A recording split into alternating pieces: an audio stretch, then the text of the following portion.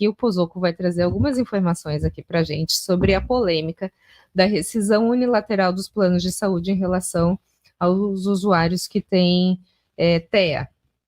E a gente tem visto, né, Pozzocco, primeiro eu queria que você desse um panorama do que está acontecendo, porque a gente tem visto muitos políticos se movimentarem em relação a isso. Quem conhece pessoas com autismo e a causa sabe o quanto isso tem doído na vida dessas pessoas que por muito tempo lutaram para conseguir um pouco dos seus direitos, que até hoje não têm, e as coisas estão sendo retiradas da sua mão de uma forma absurda, né? Então traz para a gente, Pozzocco, um pouquinho do que está acontecendo no nosso país. Em relação aos planos de saúde, aqui fica a ideia dos planos de saúde coletivos, né? Aquele que são feitos por várias entidades, enfim, por empresas, nesse sentido. A gente observa que nos últimos dias, algumas empresas têm se utilizado de um expediente um tanto quanto questionável, porém é legalmente previsto, da ideia de denunciar esses contratos. Então, essas empresas de plano de saúde que possuem aí a possibilidade, segurada em lei, de fazer a denúncia desses contratos, que é a história da rescisão unilateral. Em outras palavras, eu não vou mais atender você porque esse plano não é viável economicamente. Essa é a discussão.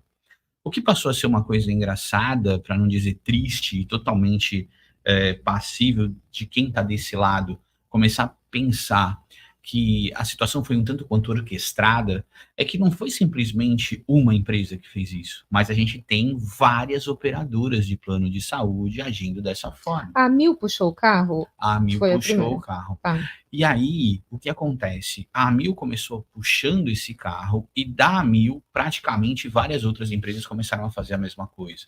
A Amil talvez foi a empresa que teve a coragem de dar o pontapé inicial. Só que a partir daí, todo mundo começou, ou várias outras empresas começaram a fazer a mesma coisa. Tanto que o Ministério da Justiça notificou, né, praticamente 20 empresas do plano de saúde, as 20 maiores empresas do Brasil, para poder estar falando sobre isso. Olha, por que vocês estão fazendo isso? O que está acontecendo? Porque o argumento de economicamente ser inviável, essa situação, Roberta, não é bem desse jeito. A gente tem que lembrar, na verdade, que quando a gente fala da questão do plano de saúde, apesar de realmente alguns pontos eles serem deficitários, é uma situação mínima relacionada a isso quando você vê o mar de gente que tem plano de saúde e o grande número de pessoas que assumem o contrato. A ideia de que é um cálculo atuarial, então a gente tem que saber, porque a gente é uma empresa que precisa dar lucro e por aí vai.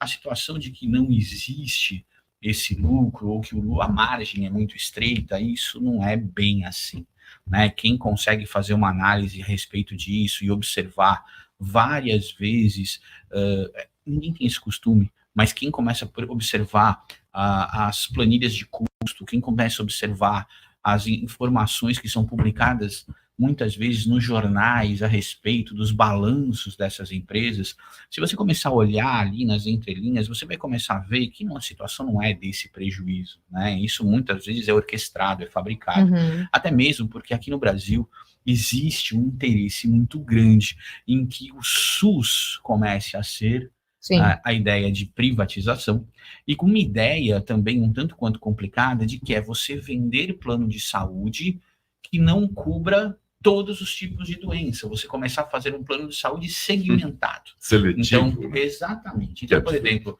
você vai ter direito a resfriado e unha encravada. Aí você tem esse plano. Se você quiser o resfriado, encravado e a dor de garganta, aí já é um outro plano. Não cobrimos. Ou seja, tem que escolher a doença, então, né? Coisa aí vai ser pré-existente e não vale, entendeu? É a grande discussão de hoje. É lógico que a gente, falando sobre isso, quando a gente começa a perceber alguns detalhes, a gente começa a ver que as coisas estão perdendo um pouco o sistema, estão perdendo um pouco a razão de ser. E aí, quando você olha, existe hoje, né, a Câmara dos Deputados fez lá, efetivamente, tem se movimentado nos últimos dias, dizendo que não, vamos tentar fazer um projeto diferente, nós já temos... Como vamos tentar fazer um projeto diferente? O projeto já está pronto, ou seja, ele já existe, ele já foi apresentado por quem tem o maior interesse, que nada mais é do que as empresas de plano de saúde. E agora, não tem data para ter a votação, não tem situação sobre isso, mas nós aqui do governo ou da Câmara dos Deputados vamos fazer um acordo fantástico para que as empresas não mandem mais a rescisão unilateral, para que vocês não tenham mais esse problema. Não é assim. Se a gente for olhar as notícias que estão aparecendo por aí, só tomar um pouquinho de cuidado, a gente vai começar a perceber que tem algo muito diferente. Ou seja, quem já teve o problema, já teve rescindido o seu contrato, não vai voltar a ter o seu contrato renovado. Quem ainda não teve, vai ser estudado isso caso a caso. Não é aquela medida assim, ó, a partir de agora está todo mundo dentro. Não, vai ter que ser estudado caso a caso. E isso traz uma insegurança para a população. E a situação fantástica, né, que é o acordo que foi conseguido pela Câmara dos Deputados, né, foi dizer o seguinte: olha, a partir de agora, se você for, né, consumidor de um plano de saúde coletivo, mas se você estiver com um tratamento de doença grave ou transtorno do espectro autista, um tratamento nesse sentido, o plano não pode mais fazer isso com você. Você vai ter que ser analisado numa situação diferente. Tá bom, mas quem já perdeu, não tem de volta, certo? E quem ainda vai ter, mas isso já foi decidido pelo Poder Judiciário. Isso é um tema que já foi decidido no STJ. O STJ tem o tema 1082. Tema 1082. É muito importante que você que esteja nos ouvindo aqui, você guarde isso, porque se aconteceu com você, você pode invocar o Poder Judiciário, independente de estar esperando qualquer coisa. Tema 1082 do STJ. Já foi dito exatamente isso, que se você tem um tratamento grave, que se você efetivamente tem os tratamentos relacionados ao transtorno do espectro autista, você não pode ter o seu tratamento interrompido.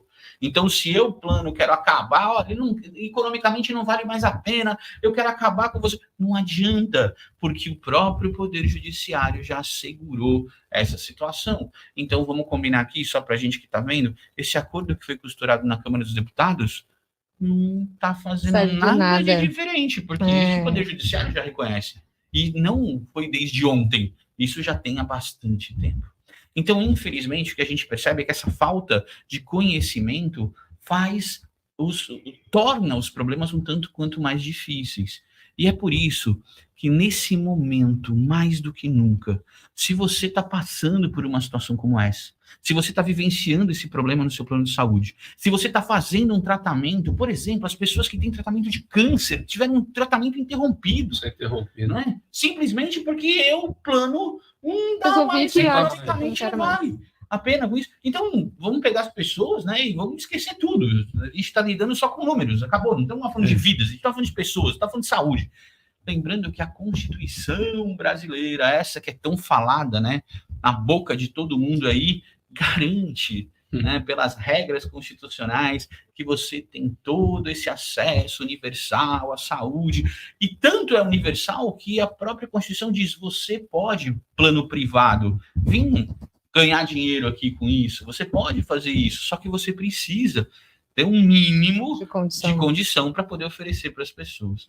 Então, basicamente, Roberta, se as pessoas estão vivendo isso, se as pessoas estão tendo esse problema, procurem um advogado da sua confiança, procurem a OAB da sua cidade, procurem um Ministério Público, mas façam as denúncias objetivas que precisam ser feitas e judicialize a questão. Garanta o seu direito. Tema 1082 do STJ.